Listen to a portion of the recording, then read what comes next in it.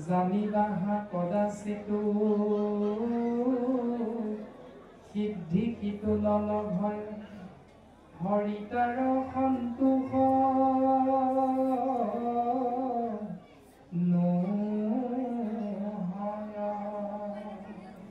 আমি প্ৰত্যেকজনা কলিৰ মলমতী মনুষ্য আই বাপে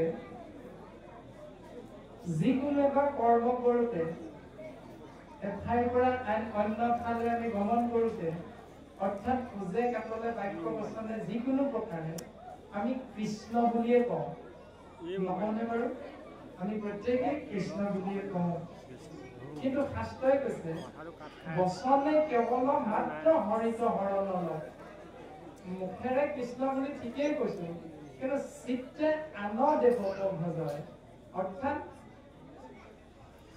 আমি যিখন বিদ্যালয়ৰ পৰা পাঠ্যপুথিৰ জ্ঞানেৰে নিজকে শিক্ষিত কৰি জ্ঞানী বুলি আমি প্ৰত্যেকেই চিনাকি দিওঁ সমাজত সেই প্ৰত্যেকজনে আমি হৰিধাৰী মনুষ্যই বিদ্যালয়ত এক বছৰৰ মূৰত এটি অনুষ্ঠান উদযাপন কৰোঁ সেই অনুষ্ঠানটিৰ নাম হ'ল সৰস্বতী পূজা এইখিনিৰ পৰা আমি আৰম্ভণি কৰিম সৰস্বতী পূজা ভাগ কৰোঁতেও আমি কৃষ্ণ বুলিয়ে কওঁ শিৱ মন্দিৰত যেতিয়ালৈ আমি সোমাবলৈ আহি আছো অলপ দিনৰ পাছতে শিৱৰাত্ৰি পূজা সেইদিনাও আমি বন্তি জ্বলাওঁতে কৃষ্ণ বুলিয়ে ক'ম এতিয়া শাস্ত্ৰই আমাক এইটো শুদ্ধ নে অশুদ্ধ কি বুলি কৈছে বচনে কেৱল মাত্ৰ হৰিত হৰণ হয় মুখেৰে কৃষ্ণ বুলি ঠিকেই কৈছো কিন্তু চিত্তে আন দেৱক ভজয় আমাৰ হৰিটোৱে কাই বাক্য মনে বাক্য বাদ দি কাই আৰু মনে অন্য দেৱতাক পূজা কৰিছো কিন্তু বাক্যৰ দ্বাৰা কৃষ্ণক আমি আশ্ৰয় কৰিছো ইয়াৰ উত্তৰ কি দিলে জানিবাহা কদাচিতো সিদ্ধি কিটো নলভয় হৰি তাৰ সন্তোষ নহয় তেওঁৰ প্ৰতি হৰি কেতিয়াও সন্তুষ্ট নহয় এনেধৰণে কোৱাৰ লগে লগে আমি প্ৰত্যেকে নিজকে চিন্তা কৰিম তেতিয়া যে যেতিয়া আমাৰ সন্তানটিয়ে এতিয়াতো মেট্ৰিক পৰীক্ষা হৈয়ে আছে হায়াৰ ছেকেণ্ডাৰী পৰীক্ষা হৈয়ে আছে গতিকে প্ৰত্যেকেই এইটো চিন্তা কৰিম সাম্প্ৰতিক সময়খিনি যে মেট্ৰিক পৰীক্ষা দিবলৈ ওলোৱা ছাত্ৰী বা ছাত্ৰগৰাকীৰ যিসকল পিতৃ মাতৃ হায়াৰ ছেকেণ্ডাৰী দিবলৈ ওলোৱা সন্তানটিৰ যিসকল পিতৃ মাতৃ আমি সেইসকলে পৰীক্ষাৰ এদিন বা দুদিনৰ আগত নিশ্চয় কিবা এটা কৰ্ম আমি কৰিছিলোঁ এই কৰ্মটো কি ২-৩জন মান ভকতক মাতি আনি ও হৰি ও ৰাম কৈ সন্তানক চাদৰ মেখেলা পিন্ধাই সন্তানক ধুতি পঞ্জাবী পিন্ধাই ভকতৰ আগত মূৰ ধুৱাই ভকতৰ পৰা এভাগ আশীৰ্বাদ বিচাৰিছিলোঁ শাস্ত্ৰই সুন্দৰভাৱে এইটো সিদ্ধান্ত দিছে ও ভকত সকলে যেবে পৰৈ আশীৰ্বাদ তেবে খেমিলয় হিতু কৃষ্ণৰ প্ৰসাদ প্ৰসাদ মানে কৃপা যেতিয়া এজন ভকতে বা ভকতে সেইসকলক কৃপা কৰিব তেতিয়াই শাস্ত্ৰই কৈছে ভগৱন্তৰ কৃপা বুলি ঠিকেই কৰিলোঁ আমি মেট্ৰিক পৰীক্ষাৰ আগত হায়াৰ ছেকেণ্ডাৰী পৰীক্ষাৰ আগত নামঘৰত গৈ নামঘৰীয়া বাপজনক আমি আগবঢ়াই দিলোঁ বোলে বাপ অ নামঘৰীয়া দেউতা আমাৰ সন্তানটোৱে পৰীক্ষা দিব আমি গুৱাপান এভাগ অৰিহণা ভবিতা আনিছিলোঁ ধূপৰ পেকেট এটাও আনিছোঁ মিঠাতেলৰ চাকি এগছো লৈ আহিছোঁ আপুনি আৰ্ট কৰি দিয়কচোন কওঁনে বাৰু আমি এনেকৈ প্ৰায়সকল বাপাই আমি এনেকুৱা কিবা এটা নিয়ম পালন কৰোঁ এইখিনিলৈকে ঠিকে আছে ভগৱন্তৰ ভক্তৰ মনোবাঞ্ছা পূৰণ কৰি আপোনাৰ আমাৰ সমস্ত জনৰে সন্তানবিলাকক মেট্ৰিকত হায়াৰ ছেকেণ্ডাৰী সুন্দৰভাৱে সুখ্যাতিৰে উত্তীৰ্ণ কৰোৱাই দিলে এতিয়া উত্তীৰ্ণ কৰাৰ লগে লগে ফলাফল ঘোষণা হোৱাৰ লগে লগে সেই দিনটোত আমাৰ শিক্ষাৰ্থীসকলৰ পিতৃ মাতৃয়ে কোনটো নিয়ম পালন কৰে সকলোৱে জানে বৰা খানা ৰাতিলৈ এটা খানা হয় সেই খানাটোত কি হয় গুৰুদেৱ নাম ভকত বুলিবাৰ আমদৰীয়া হাঁহটো কামি আনে এই নিয়মটো মাজত প্ৰচলিত হয় এটা শাস্ত্ৰই কি কথাটো যে ঈশ্বৰৰ কৃপা লাভ কৰিছিলো আমি আমাৰ সন্তানটো শিক্ষাৰ্থীয়ে উত্তীৰ্ণ হৈছে কাৰণটো হ'ল গুৰুক দিম ভকতক দিম দেৱক দিম নামত দিম সেই প্ৰভুটোৰ কৃপা কিন্তু যিদিনা ফলাফলটো ওলালে সেইদিনা বিনা কাৰণত আমদৰীয়া হাঁহটোৰ মৃত্যু হ'ল গুৰু বুলিবাৰ দেৱ বুলিবাৰ ভকত বুলিবাৰ নাম বুলিবাৰ সেইকাৰণে কোৱা হৈছে বচনে কেৱল মাত্ৰ শৰণ লয় চিত্তে আনন্দ বুজায় যিহেতু ব্যাসদেৱে সেই নিয়মখিনি প্ৰচাৰ কৰিছিল চাৰিবেদ 14 শাস্ত্ৰ 17 পুৰাণৰ মাধ্যমেৰে সেইকাৰণে ব্যাসদেৱৰ অসুখ আৰু অশান্তি হৈছে যদি এজন বেদজ্ঞ শাস্ত্ৰজ্ঞ ইমান জ্ঞানী হৈ ত্ৰিকালদৰ্শী হৈও তেনেকুৱা কথা লিখি দিয়াৰ বাবে তেওঁৰ অসুখ আৰু অশান্তি হয় তেতিয়াহ'লে সেইবিলাক নিয়ম পালন কৰিবলৈ গ'লে আপোনাৰ কি অৱস্থা হ'ব সেইখিনিকে জ্ঞান দিবৰ বাবে গুৰুজনে আমাক এই অপূৰ্ব সৃষ্টি মহাভাগৱত দৰ্শন কৰাইছে মূল সংস্কৃতত ব্যাসদেৱে প্ৰণয়ন কৰিছে আৰু তাৰ পৰা চাৰিবেদ 14 শাস্ত্ৰ 17 পুৰাণৰ সাৰমথি কৃপাল গুৰুজন বস্তুৱে সংক্ষেপে আপুনি আমি সমস্তজনে ধনী দুখীয়া উচ্চ নিচ শিক্ষিত অশিক্ষিত গাঁৱলীয়া নগৰীয়া সমস্তজনৰ কৃপা হোৱাকৈ সুন্দৰভাৱে ভাগৱত তত্ত্ব আমাক প্ৰদান কৰিছে এতিয়া আমি শুনিম কেনেকৈ শুনিবলৈতো সকলোৱে আহিলোঁ ইয়াত কালিও আহিছোঁ আজিও আহিছোঁ কালিলৈও আহিম শ্ৰৱণ শুনা মানে শ্ৰৱণ কৰা কেনেকৈ শ্ৰৱণ কৰিম তাৰ বিষয়ে আমাক ভাগৱতে সিদ্ধান্তটো দিছে অপূৰ্ব সৃষ্টি নামঘোষাত মাধৱ গুৰুজনাই কৈছে ভগৱন্ত ভক্তিযুক্ত পুৰুষৰ আত্মবোধ মাধৱৰ প্ৰসাদে মিলয় কৃষ্ণৰ কৃপাত যেবে গুচয় সংসাৰ ভয় এহি মানে গীতাৰ নিলয় ৰাম এহি মানে গীতাৰ নিলয় ভগৱন্তৰ কৃপা পাবলৈহে আমি আহিছোঁ প্ৰত্যেকজনে তাৰ উত্তৰটো হ'ল ভগৱন্তৰ যদি কৃপা লাগে ভগৱন্তৰ কৃপা পাবৰ বাবে পথ এটাই ভগৱন্ত ভক্তি যুক্ত যুক্ত মানে যোগ ভগৱন্তক পাবলৈ ভক্তি যোগ কৰি লোৱা ক'ত কায়ৰ লগত মানে শৰীৰটোৰ লগত বাক্যৰ লগত মনৰ লগত কায় বাক্য মনৰ লগত ভক্তিক যোগ কৰা যদি ভক্তিক কায় বাক্য মনৰ পৰা বিয়োগ কৰি থৈছা তেতিয়াহ'লে ঈশ্বৰৰ কৃপা লাভ কৰিব তেতিয়া ভক্তি মানে কি ভজ হলে ধাতু ইতিম হল প্ৰত্যয় সমান ভক্তি এতিয়া ভজ মানে ধাতু বুলি কৈছে এই ভজ ধাতুৰ অৰ্থটো হ'ল ভাবি থকা ইতিম প্ৰত্যয়ৰ অৰ্থ হ'ল আনন্দ যাৰ কথা নিৰন্তৰে নিৰবিচ্ছিন্নভাৱে ভাবি থাকিলে যিটো কৰ্ম নিৰবিচ্ছিন্নভাৱে কৰি থাকিলে যাৰ কথা ভাৱনা যুক্ত হৈ সেই ব্যৱস্থাটোৰ নামেই হ'ল ভক্তি নিৰন্তৰে নিৰবিচ্ছিন্নভাৱে আনন্দৰ মাজত আমি সময়টো অতিবাহিত কৰিব পাৰিম তাৰ নামেই হ'ল ভক্তি পুৰুষৰ আত্মবোধ বোধ মানে হ'ল জ্ঞান পুৰুষ মানে হ'ল জীৱ এতিয়া ভাগৱতে এই দৰ্শনটো দিছে কৃপালু মাধৱ গুৰুজনে নামঘোষাৰ জৰিয়তে যে ভগৱন্তৰ কৃপাধন্য হ'বৰ বাবে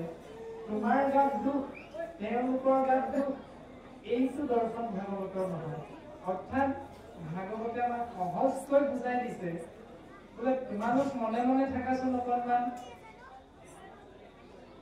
এইফালে বেছি হুলস্থুল হৈছে অকণমান মনে মনে থাকা ভাগৱতে এইটো দৰ্শন নাহিলে ভাগৱতে দিছে আমাক এইটো দৰ্শন, মই মনে মনে থাকিম।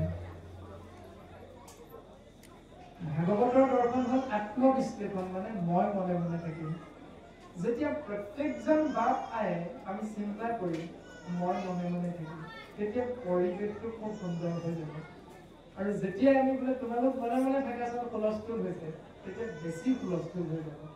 সেইকাৰণে ভাগৱত দৰ্শনটো তোমাৰ গাত দুখ নহয়, তেওঁলোকৰ সমাজৰ নিয়মটো ভুল নহয়, আমাৰটো শুদ্ধ, এইটো ভাগৱত দৰ্শন নহয়।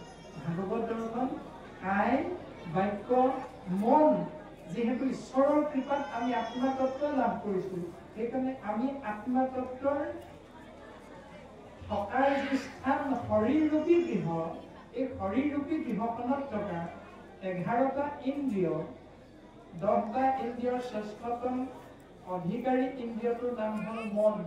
মনৰ আকৌ 4টা ভাগ, সৰ্বমুঠ মন, চিত, বুদ্ধি আৰু অহংকাৰ।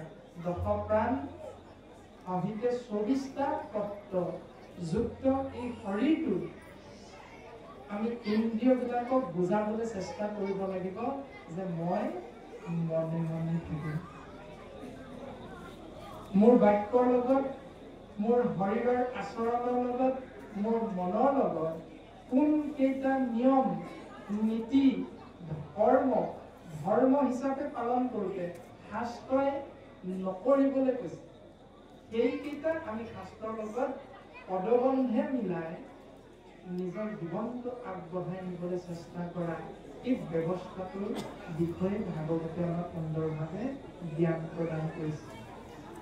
ভগৱন্তক ভক্তিযুক্ত পুৰুষৰ আত্মবোধ, বোধ মানে জ্ঞান, অৰ্থাৎ নিজক বিশ্লেষণ কৰা, ক'ৰ পৰা আহিলো, ক'লৈ যাম, এই সংসাৰত আমাৰ কৰ্ম কি, কৰ্তব্য কি, এই ভাৱনাবিলাক, এই প্ৰশ্নবিলাকৰ উত্তৰ বিচাৰিবৰ বাবে কৃপালু গুৰুজনাই আমাক সুন্দৰভাৱে এনেকৈ ভাগৱত দৰ্শনটো দেখাব বিচাৰিছে। আৰু আমিও সমস্তজনে এই সিদ্ধান্তক যদি কাৰুগত কৰোঁ, তেতিয়াহ'লে 3দিনীয়া কাৰ্যসূচীৰ আজি দ্বিতীয় দিনা ভৰি দি আমি বিশ্লেষণ কৰিম যে কৃষ্ণ কথা ভাগৱতত আছে বুলি যিহেতু কৈছে, আমি কেনেকৈ শুনিম। সিদ্ধান্ত দিছে এয়া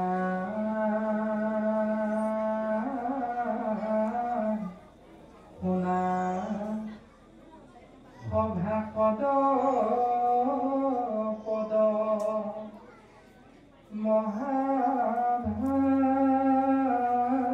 মহাভাগৱত পুৰাণৰ সূৰ্য শাস্ত্ৰ শুনিও মহত্ব। সেই সভাসদ বৰ্গ তোমাৰ হবে শুনা মানে শ্ৰৱণ কৰা।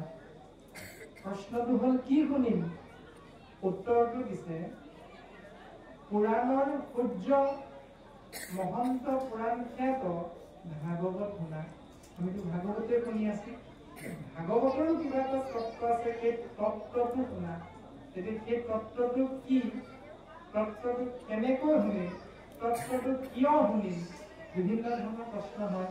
কিয়, কেনেকৈ, এইবিলাক প্ৰশ্ন আমাৰ হৈ যায় মনৰ মাজত। তাৰ প্ৰত্যেকটো প্ৰশ্নৰ উত্তৰ ভাগৱতে আমাক দিছে। কেনেকৈ শুনিম, কিয় শুনিম, কেতিয়া শুনিম। ইয়াৰ উত্তৰ দিছে ৰাম ভূঞা এক শৰণ যিজনে আক পাৱৈ পৰম পদ সুখে নিস্তৰৈ মায়াক। তিনিটা বিশেষ তত্ত্ব ক'লে, এক হ'ল পৰম পদ, 2 হ'ল আত্যন্তিক সুখ, 3 হ'ল মায়াৰ পৰা পৰিত্ৰাণ পাওঁ। এতিয়া আমি যে ৰাতিপুৱা শুই উঠো, আমি ইতিমধ্যে প্ৰকাশ কৰা হৈছে, ৰাতি আকৌ বিচনাত পৰোঁ, তাৰ মাজৰ সময়খিনিত বিচাৰি পৰোঁ কি সুখ, আৰু সুখৰ তত্ত্বটো হ'ল আত্যন্তিক সুখ। আমি যে সন্তান এটি জন্ম দিওঁ, বিয়া বাৰু কৰোঁ, তাৰ মূল উদ্দেশ্য কি? 84খন নৰকৰ ভিতৰত 15 নৰকৰ পৰা আমি পিতৃ মাতৃৰ সহিতে উপৰি পুৰুষসকল উদ্ধাৰ পাবৰ বাবে আমি গৃহস্থী ধৰ্ম পালন কৰাৰ ক্ষেত্ৰত বিয়া বাৰু পাতি সেই নিয়মেৰে আমি সন্তান জন্ম দিবলৈ বিচাৰোঁ। এই ব্যৱস্থাখিনি পৰম পদ। সেই সন্তানটোক ডাঙৰ দীঘল কৰোঁ বিদ্যালয়ত নাম লগাই শিক্ষাগত অৰ্হতাৰ জৰিয়তে। এতিয়া প্ৰত্যেকজন বাপায়ে আমাৰ সন্তানটোক ডাঙৰ হৈ পকা মিস্ত্ৰী, কাঠ মিস্ত্ৰী, হাজিৰা কৰা এজন মজদুৰ হিচাপে গঢ়ি তুলিব বিচাৰোঁ নে ডাক্তৰ ইঞ্জিনিয়াৰ কৰি তুলিব বিচাৰোঁ? কোনটো বাৰু? আমাৰ সন্তানবিলাক ডাঙৰ হৈ কি হোৱাটো বিচাৰোঁ? প্ৰত্যেকে ডাক্তৰ ইঞ্জিনিয়াৰ এনেধৰণে একোটা ভাল চাকৰি কৰি নিজৰ ভৰিত নিজে থিয় দি ক্ষতি খাব পৰাকৈ আমি বিজ্ঞানৰ পাঠ্যপুথিৰ জ্ঞানৰ মাধ্যমেৰে ডাঙৰ কৰিব বিচাৰোঁ। এইটো হ'ল পৰম পদৰ ব্যৱস্থা, সামাজিক যিটো বাস্তৱসন্মত। কোনো আমি হাজিৰা কৰা সন্তান এটি ব্যৱস্থাটো পালন নকৰোঁ। সকলো পঢ়াই শুনাই ডাঙৰ মানুহে কৰিব বিচাৰোঁ। কিন্তু পঢ়াই শুনাই ডাঙৰ মানুহ কৰি সেই পৰম পদটো দিবৰ বাবে যিটো ব্যৱস্থা আমি পালন কৰিব লাগে সেইটো কৰোঁ নে নকৰোঁ, সেইটোহে আচল বস্তুটো। সেইটোৰ বিষয়ে আমাক শাস্ত্ৰই সিদ্ধান্ত দিছে যে যদি এনেকৈ তোমাৰ সন্তানটো ডাঙৰ চাকৰি এটা কৰাব বিচাৰা, তেতিয়াহ'লে তাক সেই পথটো আমি সুন্দৰভাৱে গাইড দিব লাগিব প্ৰত্যেকজন পিতৃ মাতৃয়ে। ঠিক তেনেকৈ শাস্ত্ৰই কৈছে আলোক্য, আজৰ্য, আৰোগ্য, সামিত্য আৰু মুখ্য বা নিৰ্বাণ, এই 5 প্ৰকাৰ মুকতি পৰম পদ হিচাপে সিদ্ধান্ত দিয়ে। এই পৰম পদ কেইটা যদি তোমালোকক লাগে এই জীৱ আত্মা, তেতিয়াহ'লে তোমালোকে প্ৰথম ভাগৱত মহান তত্ত্বটো শুনিব লাগিব। কেনেকৈ? উত্তৰটো হ'ল এক অৰণ্য হয়, এক দেৱ, এক দেও, একত দিনে যি হবি আৰু পঢ়িবলৈ নামটো লগাই দিলো বিদ্যালয়ত, কি পঢ়ক পঢ়ি থাক, মোৰ চাবলৈ সময় নাই, এইবুলি মাক দেউতাকে এৰি দিলে সন্তানটোৰ অৱস্থা কি হ'ব? কলৈ যাওঁ গৈ থাক, তেতিয়া আপোনাৰ মোৰ সন্তান কেতিয়াও পঢ়িব বিচৰা ধৰণে নহ'ব। গতিকে সন্তানটোৱে বিদ্যালয়ত কি পঢ়িলে, শিক্ষকে কি শিকালে, প্ৰত্যেকটো কথাই ৰাতি আমি পঢ়াৰ টেবুলত পিতৃ মাতৃয়ে পঢ়িব লাগিব। তেতিয়াহে উত্তৰটো লাভ কৰি ডাঙৰ হ'লে কেনেকুৱা হ'ব পাৰিব। ঠিক তেনেকে ভাগৱতে কৈছে কৃষ্ণ কথা শুনা, কিন্তু শুনিবলৈ যাওঁতে তুমি কেনেকৈ যাবা? উত্তৰটো হ'ল এক শৰণীয়া। যদি আমি কেনেবাকৈ দ্বিশৰণীয়া হৈছো, ত্ৰিশৰণীয়া হৈছো, বহুশৰণীয়া হৈ কৃষ্ণ কথা শুনিবলৈ আহিছো, তেতিয়াহ'লে পৰীক্ষাত পাছ কৰিব পাৰিবা, মেট্ৰিকৰ দেৱালখন পাৰ হ'ব পাৰিবা, কিন্তু তুমি যে ডাক্তৰ হ'ব পাৰিবা এইটো কিন্তু গেৰাণ্টি নাই দিয়া। পঢ়িলে যে তুমি ডাক্তৰ হ'বা এইটো নহয়। ঠিক তেনেকৈ তুমি শুনিলে যে পৰম পদ পাবা এইটো নহয়। শুনাৰ এটা ব্যৱস্থা আছে, সেইটো হ'ল এক হৰণ। এতিয়া আমি যদি দ্বিশৰণীয়া হওঁ, অৰ্থাৎ কেতিয়াবা সৰস্বতী পূজাটো গৈ অংশগ্ৰহণ কৰি গোপাল গোবিন্দ যদুনন্দন বোলে কৃষ্ণৰ চৰণে লৈলো শৰণ, নামাচাৰ্য হৈ নাম আশ্ৰয় কৰিছোঁ, আৰু উঠি অহা যুৱক চামে যদি গুৰুজনাৰ আদৰ্শত অনুপ্ৰাণিতও হৈছোঁ, কৃষ্ণ নাম দিহানাম হিচাপে আশ্ৰয় কৰিছোঁ, কিন্তু পৰিৱেশন কৰিছোঁ সৰস্বতী পূজাৰ দিনা, বিশ্বকৰ্মা পূজাৰ দিনা। অন্য হাতেদি গুৰুজনাৰ অপূৰ্ব সৃষ্টি ভাওনাক যদি আমি তাৰ প্ৰতি আকৃষ্ট হৈ আমি যদি সেই ব্যৱস্থাটো দুৰ্গা পূজাৰ মণ্ডপত গৈ পৰিৱেশন কৰিছোঁ, তেতিয়াহ'লে এনেকুৱা দ্বিশৰণীয়া নীতিৰ জৰিয়তে সেই জীৱই ঈশ্বৰৰ পূৰ্ণ কৃপা লাভ কৰিব নোৱাৰে। তাৰে উত্তৰ দি গ'ল যে বচনে কেৱল মাত্ৰ শৰণ লয়, চিত্তে আন দেৱক ভজয়। ভাগৱতে এই তত্ত্বটো আমাক দিলে। 2 নম্বৰতে ক'লে আত্মান্তিক সুখ, 3 নম্বৰতে ক'লে নিষ্ঠলৈ মায়া। এতিয়া মায়াক নিষ্ঠাৰ কৰাৰ মায়া বিষয়বস্তুটো আমাক গুৰুজন বস্তুৱে সিদ্ধান্ত দিছে। এই কথাটো 2য় স্কন্ধত প্ৰকাশ কৰিছিল যে বৈকুণ্ঠাধিপতি সৃষ্টি স্থিতি প্ৰলয়ৰ গৰাকী ইক্ষতত্বৰ চৰণ কমলত প্ৰজাপতি ব্ৰহ্মাদেৱে সেৱা নিবেদন কৰিছিল, হে প্ৰভু তোমাৰ সৃষ্টিৰাজিৰ ভিতৰত তোমাৰ লীলাৰ ভিতৰত মোৰ জানিবৰ ইচ্ছা হৈছে যে মায়াৰ বিষয়ে তুমি মোক মায়াৰ বিষয়ে জ্ঞান দিয়া কৰি। তেতিয়া ভগৱন্ত পুৰুষে প্ৰজাপতি ব্ৰহ্মাদেৱৰ আগত মায়াৰ বিষয়ে প্ৰকাশ কৰিছে।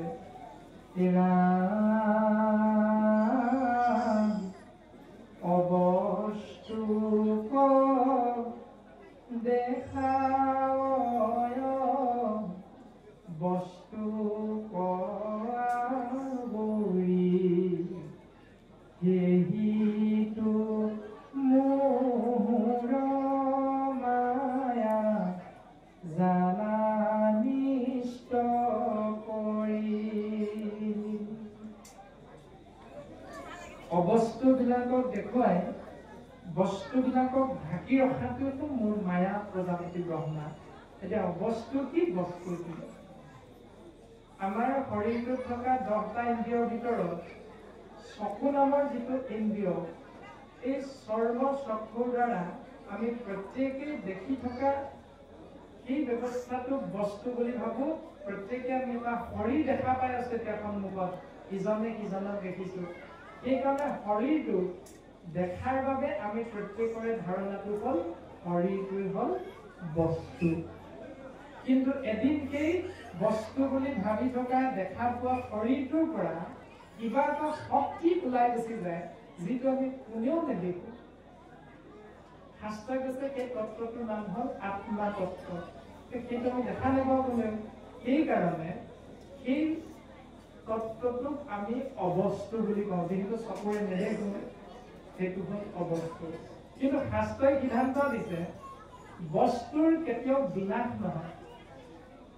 এতিয়া আমি যদি তাক চিন্তা কৰি বুজিবলৈ চেষ্টা কৰো, দেখা পাওঁ শৰীৰটো, কিন্তু শৰীৰটো এদিন খেতি অপ মৰু দিউ তেজ পঞ্চভূতৰ দ্বাৰা যিহেতু সৃষ্টি হৈছে, সেইকাৰণে শৰীৰটো এই পঞ্চভূতত এদিন বিনাশ হৈ যায়। সেইকাৰণে সি কেতিয়াও বস্তু নহয়। আৰু যিটো নেদেখো নাম হ'ল আত্মতত্ত্ব, সেই আত্মতত্ত্বৰ কোনোদিন বিনাশ নহয়। সেইকাৰণে নেদেখিলো বুলিয়ে কি অবস্তু বুলি যে ভাবো, প্ৰকৃততে শাস্ত্ৰই কৈছে কি হ'ল বস্তু। আৰু ইয়াকে একেবাৰে সহজ ৰূপত কৃপালু গুৰুজনে প্ৰকাশ কৰিছে এনেধৰণে, ৰাম পঞ্চভূতি দেহা কেকে মায়া বুলি কয়, তৰণ উপায় গুৰু সেৱা কে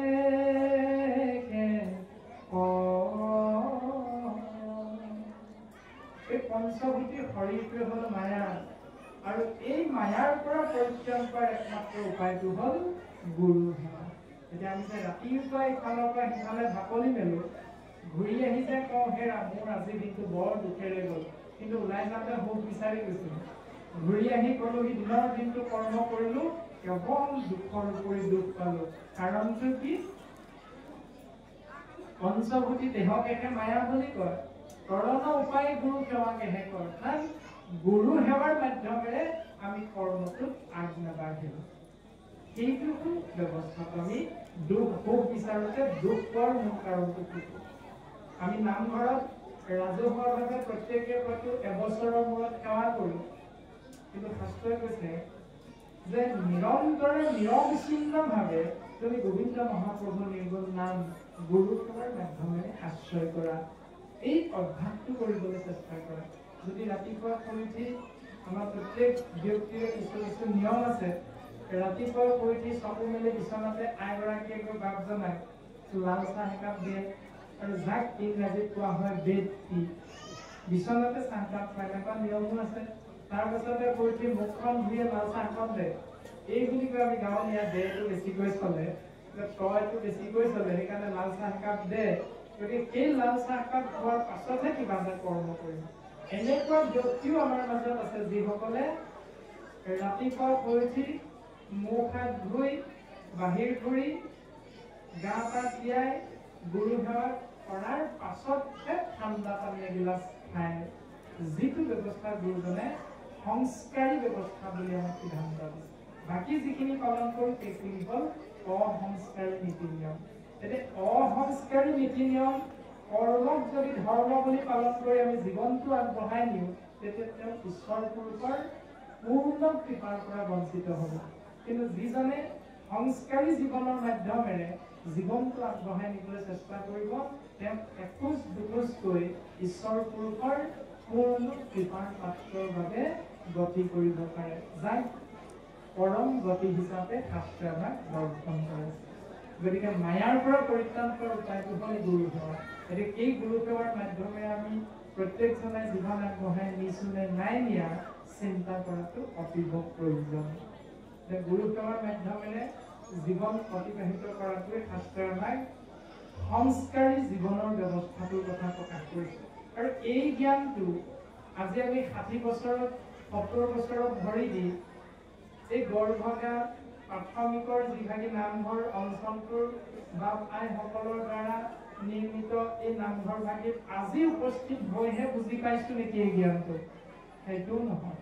ইয়াৰ বিষয়ে আমাক জ্ঞান দিছিল বিদ্যালয়ৰ পাঠ্যপুথিত। জ্ঞানটো কি দিছিল আপোনাক সৰ্বজন বিদিত, যে এজন ৰজাই যেতিয়া এখন নিজৰ ৰাজ্যখনত প্ৰজাৰ খবৰ বা বাতৰি ল'বৰ বাবে যেতিয়া ঘোঁৰাত উঠি ৰাজ্যখন পৰিদৰ্শন কৰিছে, তেনেতে ৰজাৰ পিয়াহ লাগিলত পিয়াহত কাতোৰ হৈ এঘৰ গৃহস্থিত সোমাইছে।